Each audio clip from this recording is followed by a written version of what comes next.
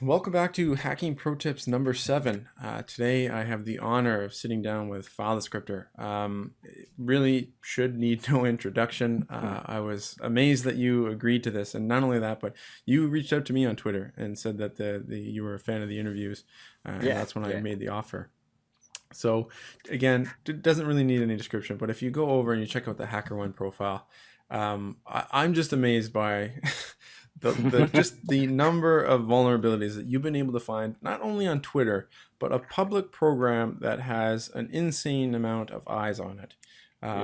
So, I mean, your activity is littered with Twitter, but recently there's GitHub, and the stats are just outstanding. Ranked 27th on the platform, 99th in impact, which is just crazy. And then the signal at 6.07, 97th percentile.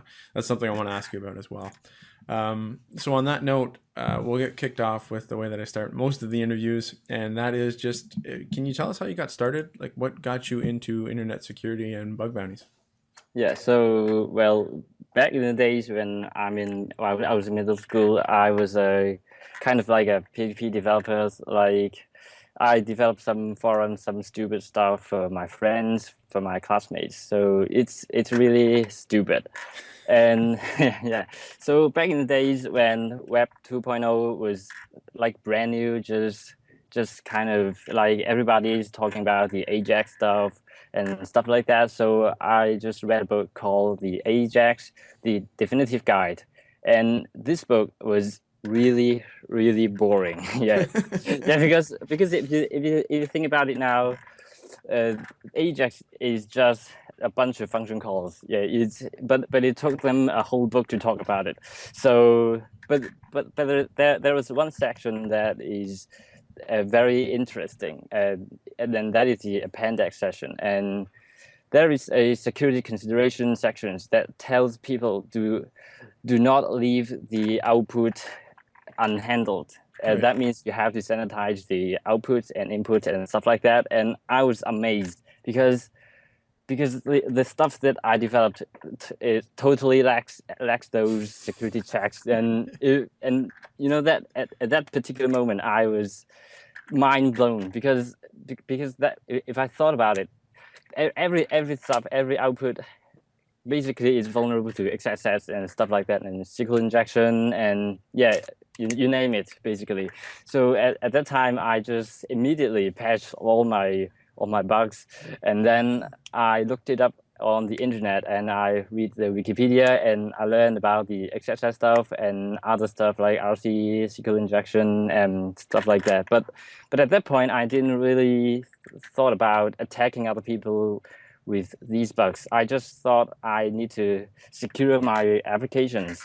Yeah. And so, and when I was in high school and I was poking around the school internal system and stuff like that, and I was able to exploit an RCE, and at that time I reported it to the IT department, and the IT department was shocked because I didn't know, but and the next year they actually switched the vendor. They switched the entire system just because of my findings. So yes, that was crazy, because it is yeah, stuff like that. And at that time, I I started to report bugs to some small companies, telling them about it vulnerable to XSS and SQL injection and stuff. But that time there were no bug bounties or stuff like that.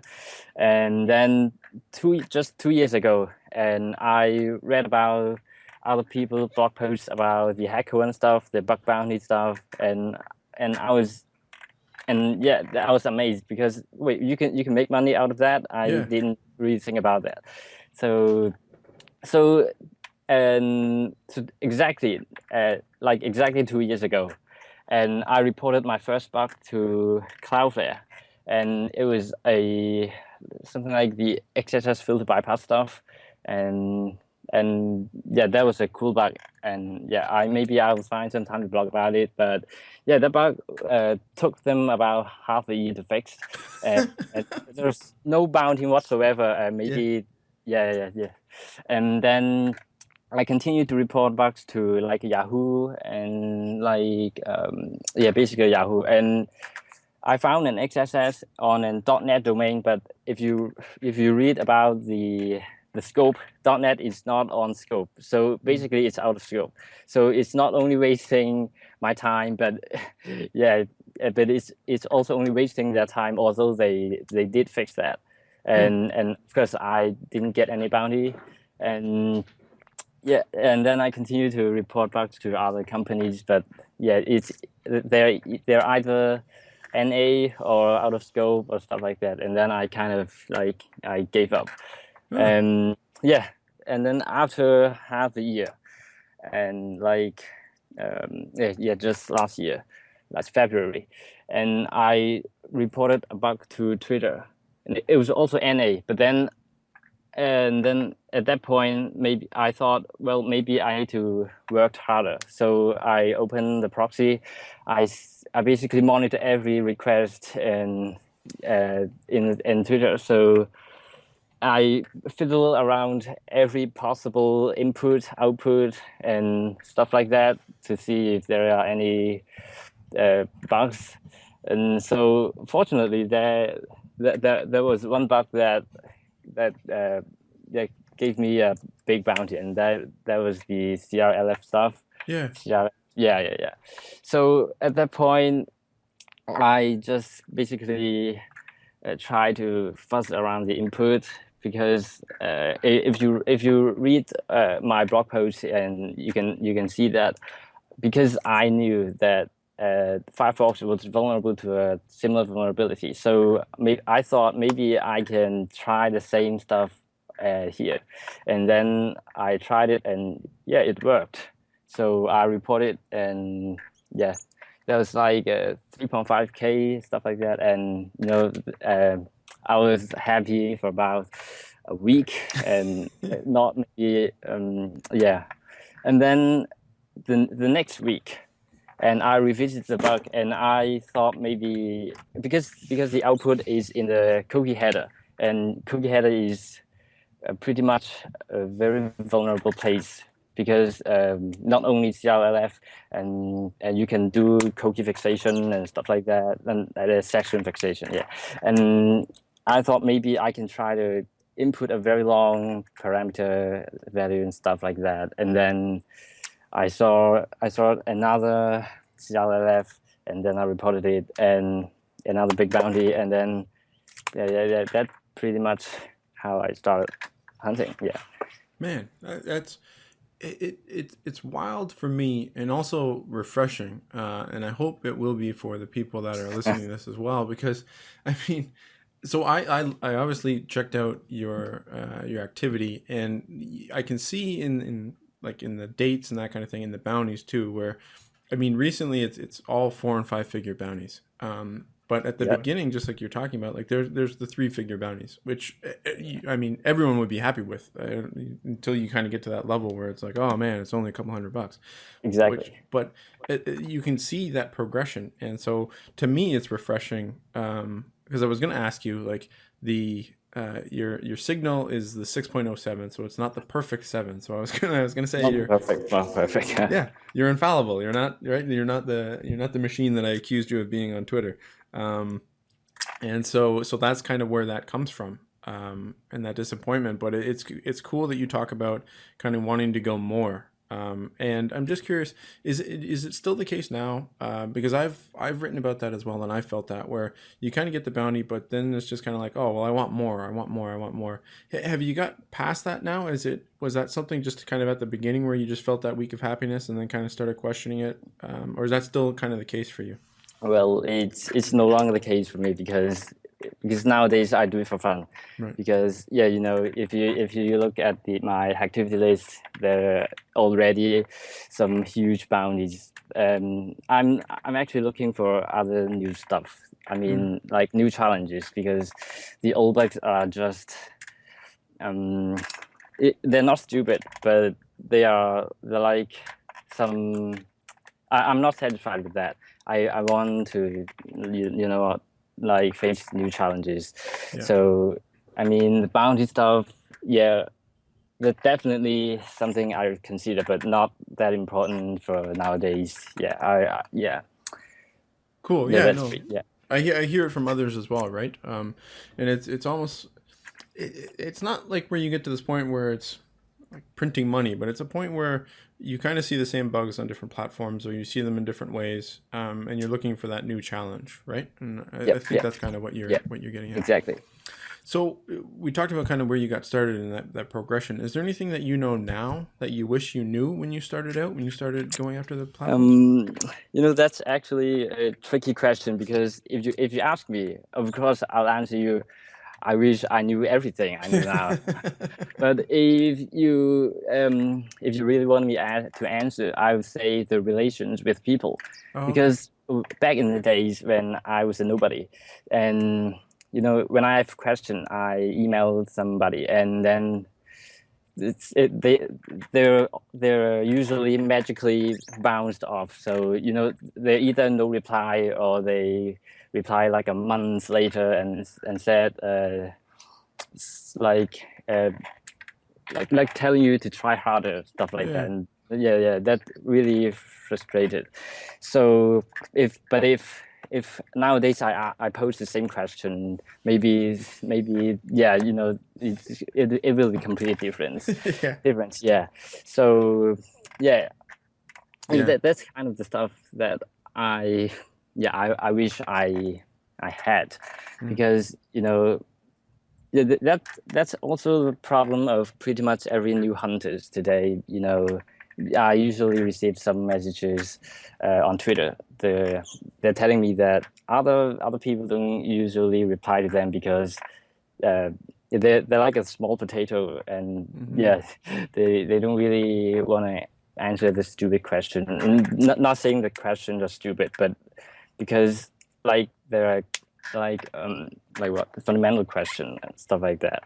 Yeah, And like so they're new questions, right? Like they're yeah, questions of yeah, people that are new to the community. so I want to change the situation. So when people come to me and ask me questions, I'll try to respond as quick as possible, but not like within a day. Maybe when nowadays I'm busier than I was, so maybe just as soon as possible. But the whole situation was like that. Yeah. No, Yeah. that makes complete sense. It's interesting because I've not to say that I've reached the file descriptor level, but with the book and with the interviews, yeah, I hear the same thing, and it's something that I was hesitant in reaching out to people when I started because you're coming into a new community and you're not really sure what to make of yourself, and there's Yeah, a lot of people exactly. that are successful, right? Yeah. And so yeah, no, I've heard very similar things from other people where it's they reach out and when I reply, not to say that I have the answer on everything, but I usually get that response where it's like, thanks for at least responding because other people just ignore me. Yeah. Well, that's awesome. That's really cool to hear, and we're going to get to it later when I ask you why you agreed to the interview, but it sounds like that kind of plays into it. Well, so we talked about kind of where you've come from. Has the approach to hacking changed then? Like you talked about kind of the beginning, and you had it at a scope and that kind of thing. Do you have a specific methodology now that you're using when you're looking Uh, at Twitter, or is it really you think of a cool way to exploit it, or you come across something cool and then you dive into that? yeah. So back in the days, I was basically just fuzzing all the inputs, all the requests. But nowadays, I don't do that so often because uh, I basically dig into specifications, if you ask me. And like if you read my blog post, I Mm-hmm. so like half of the blog posts are about how I exploit the application not following the specifications and stuff like that. So that particular thing is like my niche, because Mm. I like reading. I read a lot of blog posts, like tweets and stuff like that. I can spend a whole day and a week, or yeah, maybe longer time to look for a specification, because usually the specification tells you not what not to do and what to do. Like yeah, for example, in So just recently, I in one of my Twitter box, and so the OAuth thing. So the OAuth 1.0 tells the application not to encode specific characters, and that Twitter actually did it. And so I spent some like half a day to look for places where I can exploit that, and it worked. And yeah, that pretty much how I find bugs today, like looking between the lines of the specifications. Because if you if the specification tells you not to do it, there are like a huge chances that the application will not follow that because developers are lazy, not lazy, but maybe they overestimate the section, the security section. So yeah, that's pretty much my tricks today. Yeah. Or they use a library and they're over reliant on that Yep. person who wrote the library. Yeah. Yep. That's really interesting. So when, just for those reading, and just to clarify for myself, when you talk about the specs, it's the formal kind of RFCs and specifications that are online for like OAuth and the browser protocols and those kind of things, right? Yep. Okay, cool.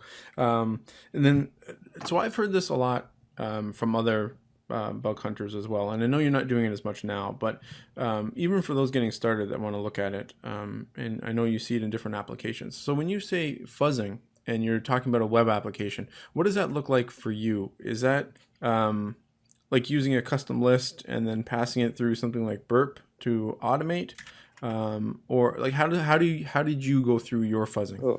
Well, I'm actually kind of different from other researchers because I don't use tools at all, just other than proxy. I don't even use Burp. I use Fiddler. That's a proxy for Windows. Yeah, and when I talk about fuzzing, I'm actually talking about manual fuzzing because because I know which characters are mostly can cause problems to the application. So I mean, of course I can do it with tools, but I feel like doing it manually is more handy. It just feels right. Yeah, it's not saying tools are not good, but it's just my style. Yeah. No, it's something that I've heard from other bug hunters as well. Not necessarily in the interviews, but conversations I've had with them where it's, I don't want to pass it through and just like you said, it's not to say that this is wrong, but I don't want to pass it through an automated tool because I want to know what's actually happening. And I think that's where when you do that and you understand what's going on, you like see it come in, kind of come out. It gives you an understanding and appreciation, which you can then apply for future hunting, right? Yep. Yeah. So again, it seems to be common, and it's honestly, when I hear you say it, it's not too surprising. Maybe it's because also I look for the bugs that are different from other people, because other people are looking for like a subdomain takeover and stuff like that, and they need to do the recon thing, and they need to they have to use the tools because if you do not use tools, that is stupid.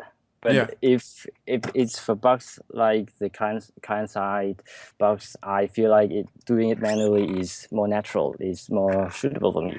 Yeah. No, that makes complete sense. Yep. It's not overly surprising, but it's really interesting to hear. So on that note, you've had some cool write-ups, some recent stuff, and then even seeing kind of GitHub thanks. in your recent listing.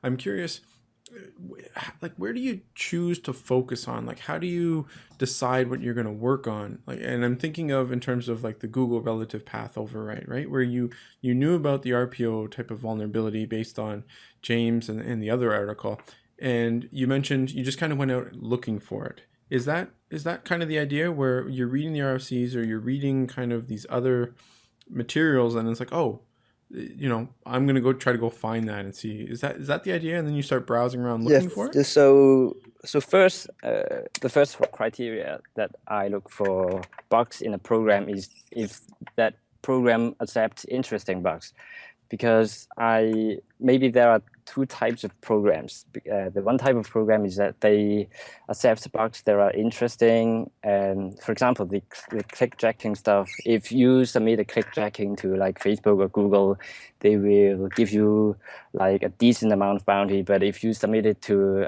like a normal company, the worst case is they may close it as NA or like informative.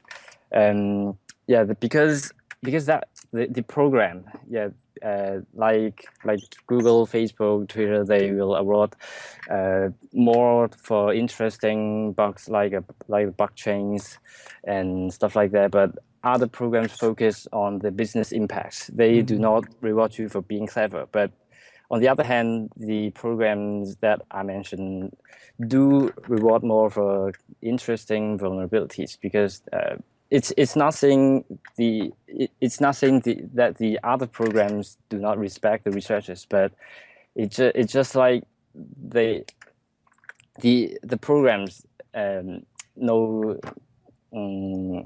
I don't know, but it's just a feeling. Yeah. Yeah. No, that makes it's interesting that you mentioned that, because Yeah.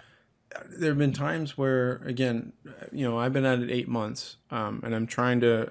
I feel like I'm trying to do the same thing as you, right? Where I started out, and I probably made a lot more noise than you did, and submitted a fair number of dumb bugs, and I'm trying to stop that. But as a report, you start and you get more active. You start to get a feeling for the different platforms that you're working with. Yep. That's also why I stick with Twitter, because I know Twitter treats me very well. Yeah. Not for me, but for the types of bugs that I find. Yeah.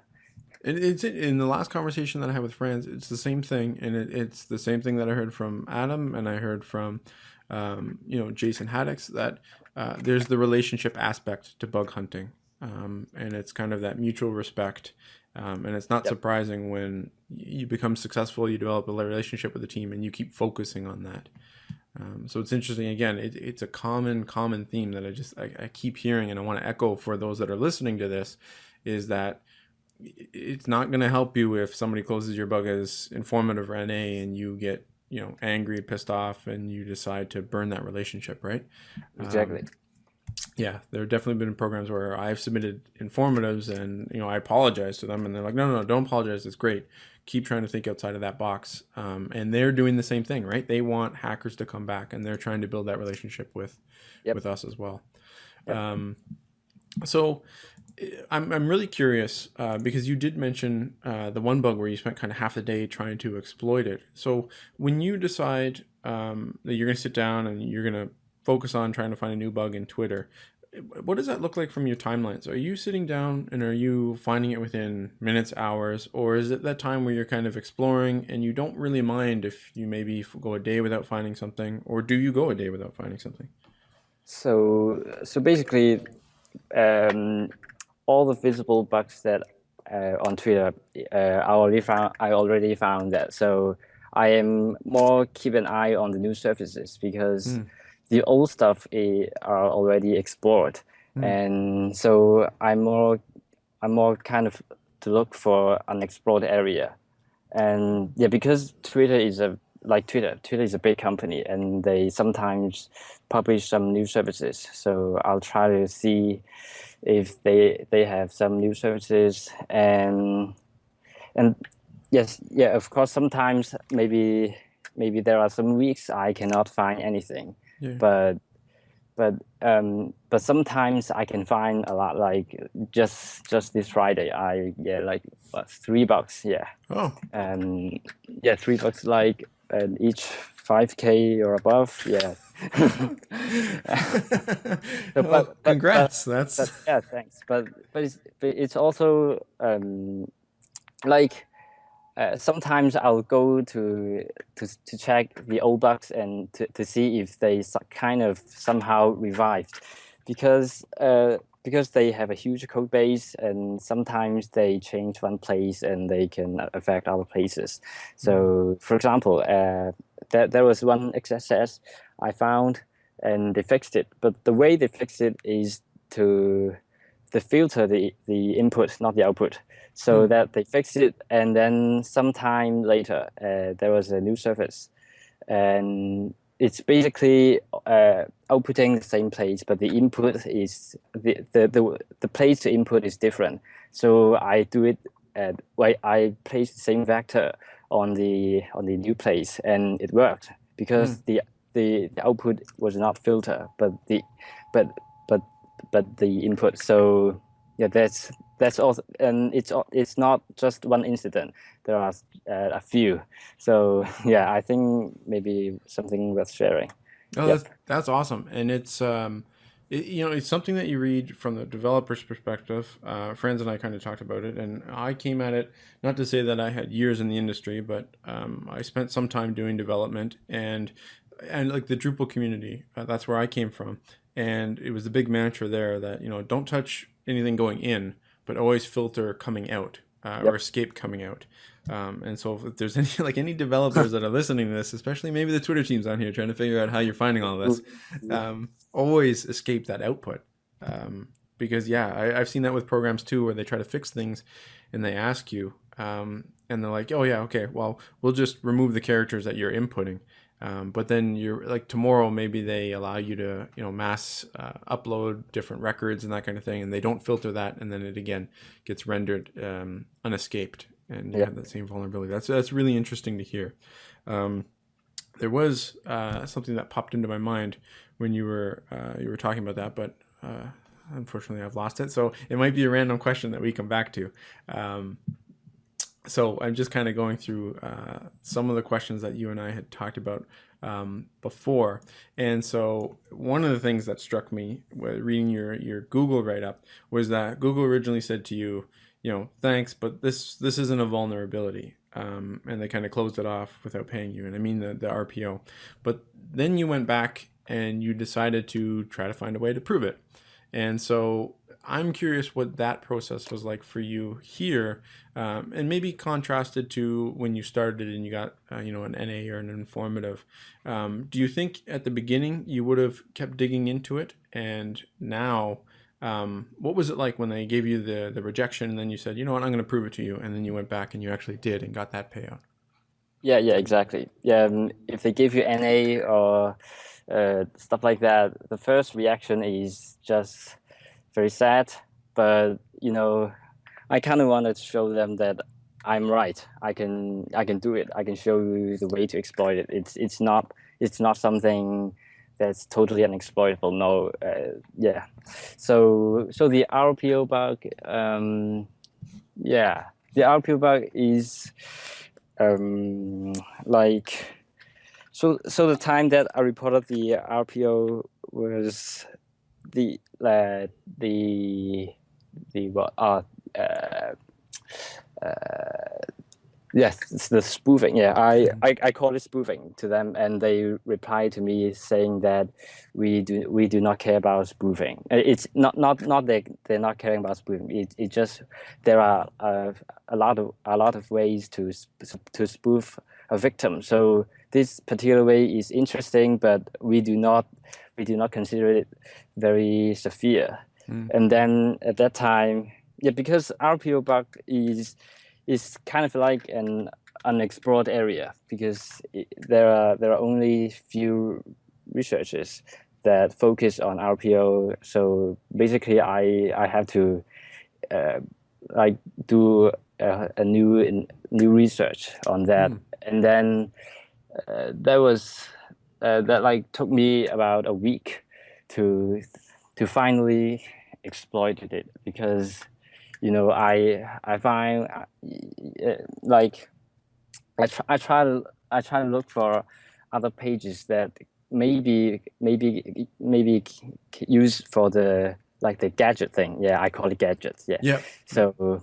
So it took me about like a week, and then I just realized, wait, that page itself is actually a gadget, and Hmm. yeah, and then I try to change the other gadgets, and then I can leak a victim's like the token or stuff like that. It's yeah, and then I show it to the Google security team, and yeah, yeah, that's pretty much how I did it. Yeah, well, then you got the nice four-figure payout, the elite payout.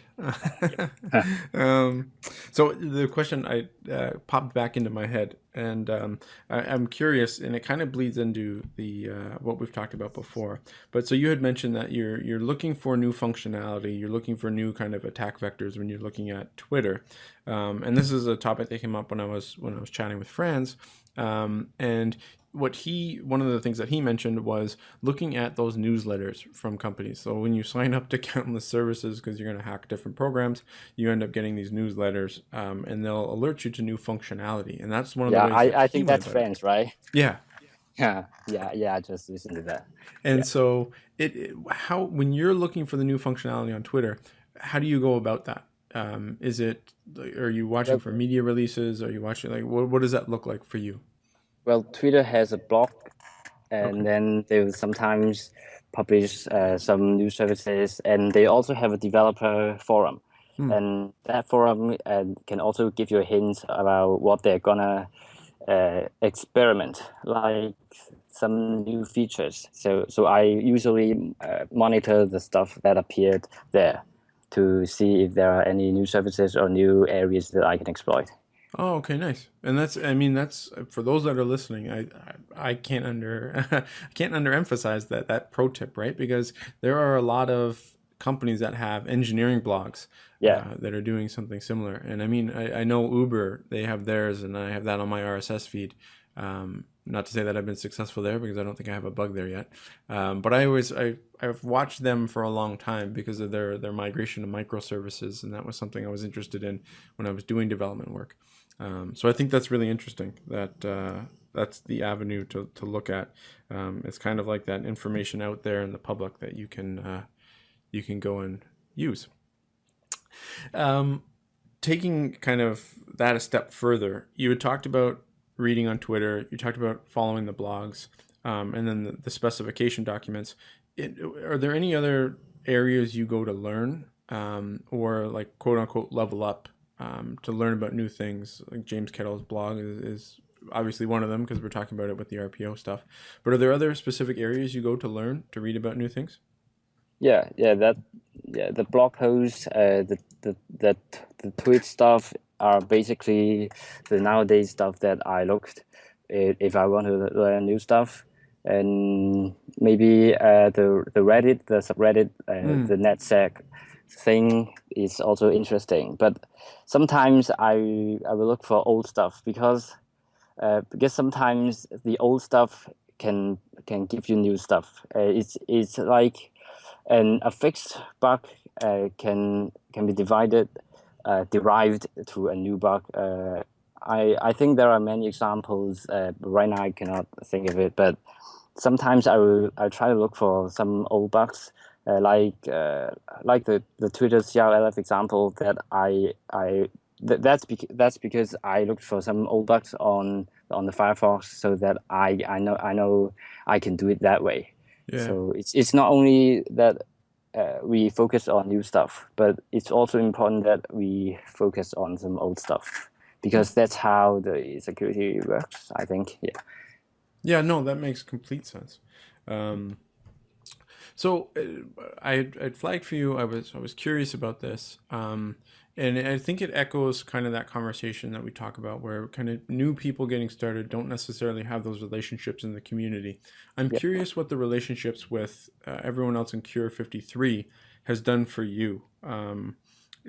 I guess question is kind of like when did you get involved with them, and how has being involved with them helped you as a hacker? Yeah, I think I just joined Q53 like this year, and it's just a pen testing firm, nothing special. But Hmm. we do have something special that is XSS, as many people know, and we are specialized in XSS. And it's not saying that we are not specialized in other places, but it's just we specifically specialized in XSS. And when we work together, we share some XSS tricks. And we have some XSS challenges like the QF53, the XSS challenge cheat sheet, and stuff like that. And yeah, sometimes we will host some XSS challenges like the Christmas challenge, Hmm. and so that we want to make more people to try to work with XSS, like uh, give them a chance to yeah, it's because we cannot directly give out some tricks on just like Twitter stuff, but we can set up a challenge for them to kind of to emulate the environment for them to work with. Yeah. And also another example is the WordPress XSS uh, that we have discovered like months ago. Yeah, Yeah. and that time Mario found the WordPress XSS, and we were discussing it, like how to improve it, like how to make it more powerful so that we can to become an RCE and stuff like that. That's a very good company. Yeah, I have to say. Yeah. Yeah, that I've read them a couple of times because, I mean, to be honest, it's kind of like you read it and it's like, whoa, that's a lot to take in. I'm gonna give that a second or a third read, which is really interesting. One of the so it's something that I talked about with Philippe a while ago in kind of the second or third Hacking Pro Tips interview, and we talked about XSS and the fact that neither of us were kind of masters of it at the time. And to be honest, when I started, I didn't really look for it a whole lot because I didn't know what I was looking for. And then I was lucky enough to have a couple conversations with different people, one of them being kind of Brute Logic on Twitter. And when we were talking, one of the tips he said to me was, just kind of, and I guess this is kind of the entry level tip, but it's kind of just look for when content's not being escaped, right? Which is Yeah, yeah. very obvious. Context is important. Yeah, Yep. and so it's very obvious in hindsight. Yeah, Um, it's also one of those questions that people always ask, and like usually somebody just send you a direct message asking you, hey, how can I bypass this XSS filter? But mhm. without saying any context, any like what characters are being filtered and whatnot.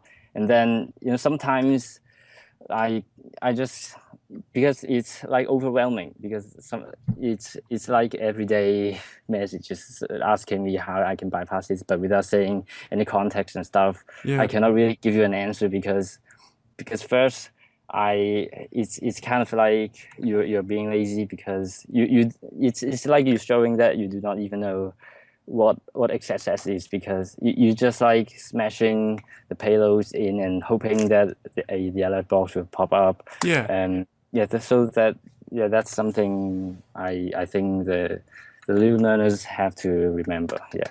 It's a great point. And I reflect back Yeah, to what. I think it also applies to other field, not only XSS.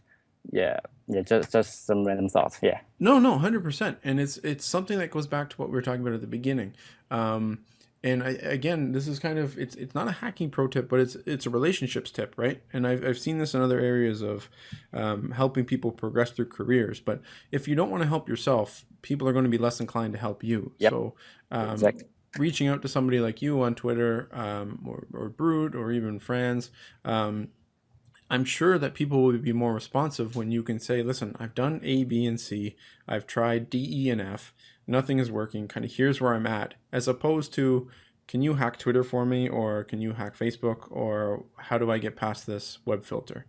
Yeah, exactly. Yeah, yeah. Just like a few months ago, a guy asked me how to bypass an XSS filter, and he basically just threw a URL at me, and without telling me what to do. Although I do know what to do because there is only one parameter in the URL, but that kind of the way that he asks was just like I'm doing the free job for him, and Yeah. then so when I gave him the answer, he just get the bounty, and he basically just doesn't do anything. Yeah. And a good example is that a guy just recently asked me how to exploit an RPO on a big company. I'm not sure if I can tell the name. And so he basically told me what he had tried and what the output does, like what characters are filtered and what the path handlings are. And then what was not working, and then he asked if he should keep following that way. And that's basically a good example of asking a question, because that not only shows that you are not being lazy, you have done some research. Mm-hmm. And it's also like he wants to discuss with you, not just asking question because he asks if he should follow that way, or if there are any way that he can exploit that stuff. Yeah. Yeah. It's a world of difference when you're asking yeah, those types of questions. yeah. So looking back at the XSS from you guys and kind of the way that you've mastered it, when you're looking at something, is it exactly that? Is it context dependent, or is there something that's kind of a tell that something might be vulnerable to XSS, like certain characters are coming out unescaped? Like what is it that you guys, that is kind of that tell for you when you're looking to find something on XSS? Is there something? Yeah. Basically, for most of the XSS, we just put things in and see the output and see what are filters and stuff like that. It's like a low hanging fruit now, because Mm-hmm. everybody knows how to do it, and there are even tools that can automate the process for you. But so basically, what I look for now is the DOM XSS, because that's Mm-hmm. not something you can easily automate. And so because you have to open the debugger, the JavaScript debugger, and read between the lines in the JS file, and you trace the input, you put breakpoints, and you put you find common patterns that are vulnerable to it, and the way is more challenging, and it's a white box process instead of the black box process that you have to know what characters are being filtered. So basically, I'm not sure if that's another tip, but if you want to look for XSS, I would recommend everybody tries to learn how to find DOM XSS, because that's something that you have to have some fundamental background about, like not only JavaScript but also the DOM, the browser stuff, to find the bugs. And it's not like the reflected XSS, where you can just try to put everything in. There is a HTML5 security a cheat sheet that is created by Mario Q53, and that list it provides a loads of vectors that for XSS, and basically most people will just throw everything to see if, and hoping that one of them will pop an alert box. But nowadays you cannot do it, because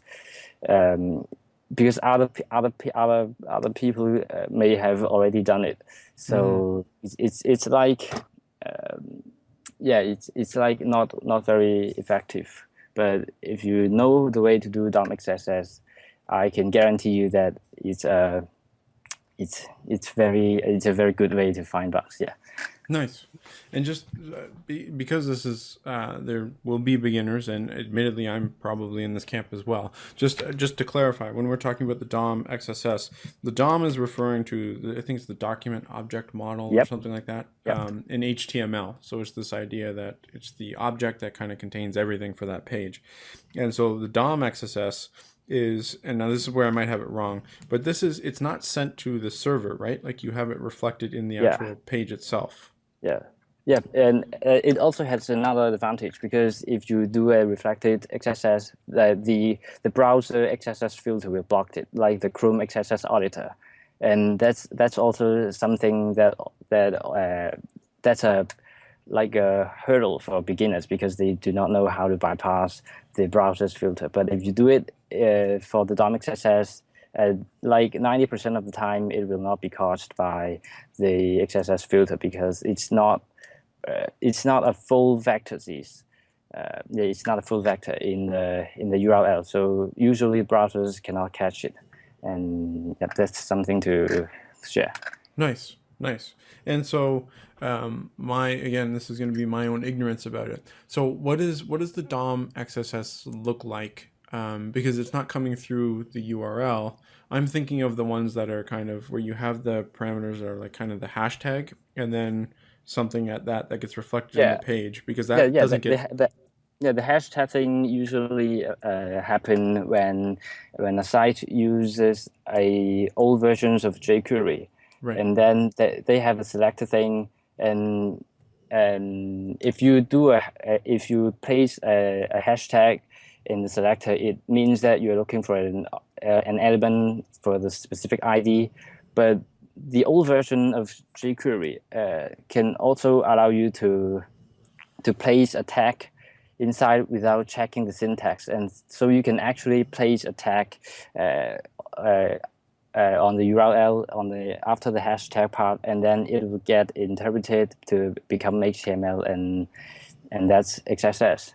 Yeah, Okay. and another common pattern is the post message XSS, and because and usually some websites will allow other sites to send some messages to them, so Mm, they will check if the data is really from the whitelisted site, and then one trick is to try to bypass the check, like if they use regex, and you can see if they like mixed up the dot, because in regex the dot, if you just use a dot, that means the wildcard character, and then you can basically just register another domain to fill up the dot, and you can basically bypass the check, and yeah, stuff like that. And yep, yep. nice, nice. That's awesome. Pro tips. That's kind of like at least in my mind, the deep dive into DOM XSS. So hopefully others enjoy that as much as I did. That's awesome. So coming off of that, kind of nearing the end of the questions that I have for you, but one of the ones, and I think we've touched on it, wanting to help others, but when we started talking, why did you agree to the interview? Why did you want to sit down and kind of go through the pro tips? Well, yeah, it's kind of like I want to share something to the community, because I learned many things from the community. So I want to give back something. Um, but yeah, I'm not sure if I've just did that, because yeah, the stuff that I just talked maybe very trivial, but yeah, just something to share, because if you because in the bounty world, you're not just working with your own, you have to like keep in touch with the community, and stuff like that. You cannot just do it your way. You have to like meet other people, and because that's the most efficient way to learn, and yeah, stuff like that. No, I can tell you right now, from sitting from that other side, from that person that's taking in all the knowledge that you're giving, 100% this was useful. I think it's awesome. I could probably sit down with you for another few hours and keep picking your brain. So no, I want to put that into perspective for you at least, and let you know that this is extremely helpful. But not only that, it's interesting that you mentioned kind of that. Being unsure whether or not this is helpful, and it's interesting because of the conversations I've had with others as well, where people that are new to kind of bounties, and they find bugs, and they think they kind of dismiss it, right? It's something, I think it's called the Dunning-Kruger effect, where the idea is that those that are extremely capable seem to downplay the severity or the complexity of what they're doing. And to be honest, it's kind of, it's nice to hear from you. That same kind of mentality that I hear from a whole lot of other people, because this isn't easy, right? And I Yep. think if we don't have these types of conversations, people who are kind of at your level might not share that information because they think that everybody already knows the information, or that it might not be useful. And so I flag that to encourage others to do the same thing. Share in the knowledge, and help others learn, because at least I can speak for myself. I wouldn't be where I am if it weren't for these types of conversations and reading blog posts like your own, or others that are kind of putting the knowledge out there to help everybody learn. I think we all kind of start from a blank slate, in some way, shapes, or form. Yeah, and I just want to share one more tip. I just forget to say, and then is that when I look for Twitter bugs, I sometimes use the Wayback Machine that Oh, archives the web pages that is no longer there, yeah. and I yes, like some bugs that I found was based on this trick. Yeah, that's basically Twitter sometimes will remove some unused APIs, and then but it only gets removed in the documentation, but instead of the real API, the API still works, and then you kind of like to look back and to see if there are some unusual APIs that may be vulnerable to vulnerable. And then a good example is that one bug, the 15K bug, the one bug is actually kind of a result of that. Yeah, just to give you an idea how useful that is. That Yeah, is that and is awesome.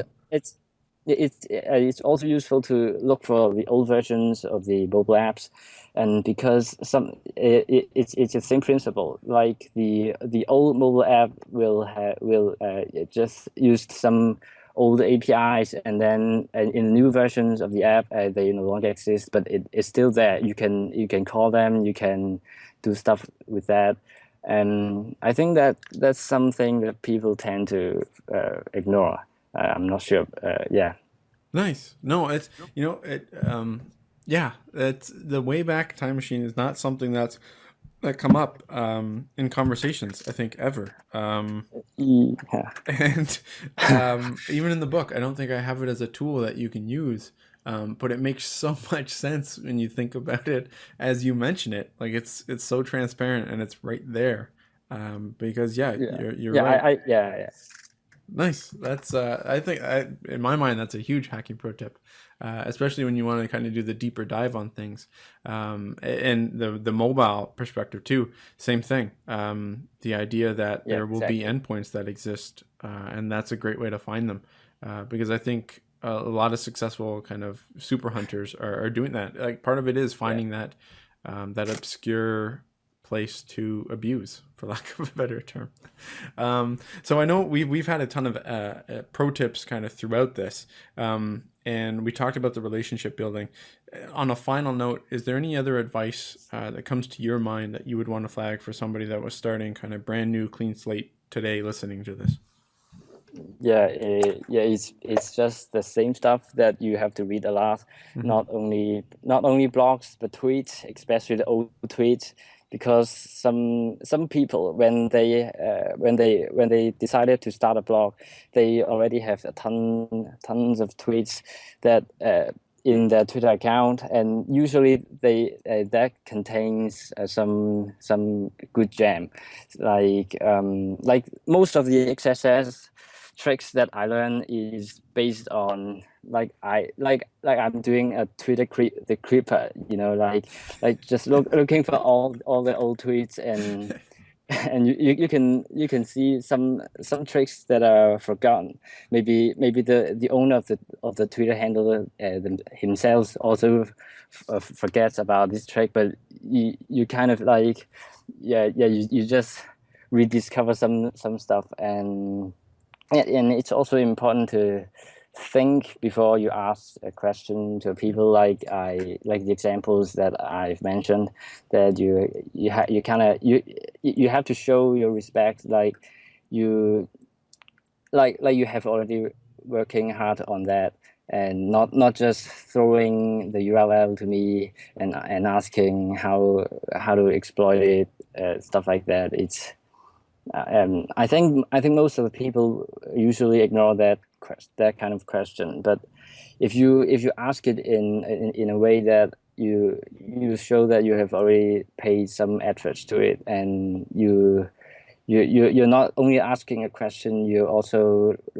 showing that you want to discuss this issue. Although maybe it's still a question, but you kind of show that you want to discuss this issue, Yeah. stuff like that. Yeah, like soft skills, stuff like that. And it's also important trying to share your findings. Like the easiest step is to set a blog, and because I think that's an easy way to help you get into the community instead of just taking stuff. Yeah.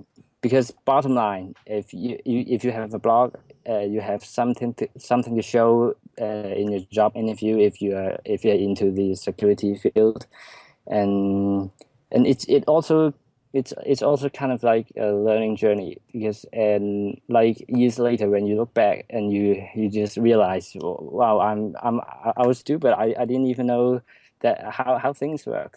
Yeah.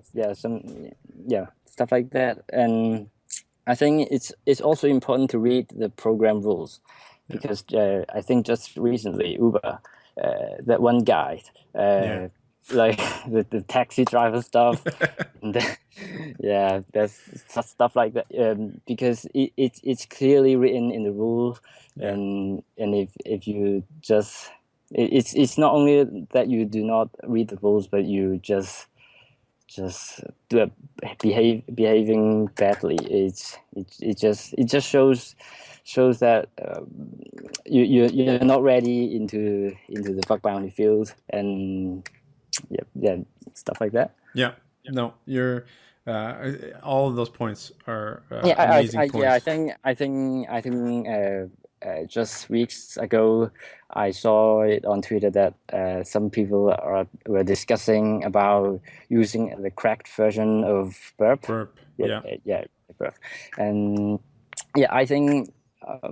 Well, I think for the proxy stuff, I think the free version is more than sufficient, Yeah. because if you because I just use the fiddler, and fiddler doesn't even have the plugin stuff, and it's just a basic proxy. Yeah, but I can I just use this simple tool to achieve the things that I have now, and I think that everybody can do that with just just a basic tool, instead of just like use a very powerful tool, because if you have the knowledge, if you know how to do stuff, you do not need to rely on the tools, Mm-hmm. but just stuff like that. Yeah, no, that's it. Again, it's a great point. A lot of hacking, and at least what I'm learning from people having conversations, is a lot of it comes from what's between your ears, right? It's not the tools necessarily that you're using, although Yep. sometimes if you're doing something repetitive, like we talked about the subdomain takeovers and that kind of thing, or you're building a repository of data, like Franz has done, tools make a lot of sense. But yeah, at the end of the day, ultimately you've got to know what you're doing to be able to exploit things. So again, File Scripter, I can't thank you enough for taking the time to sit down. I know you and I have talked about trying to find a mutual time that worked for quite a while, and I've been Yeah. super excited to sit down and do this. Yeah. So I really appreciate it. I can't emphasize that enough. And again, this has been insanely helpful, at least for me, and I'm sure that others will find it helpful as well. So thank you very much. I appreciate it. Thank you. Okay, take care. Yep, you too.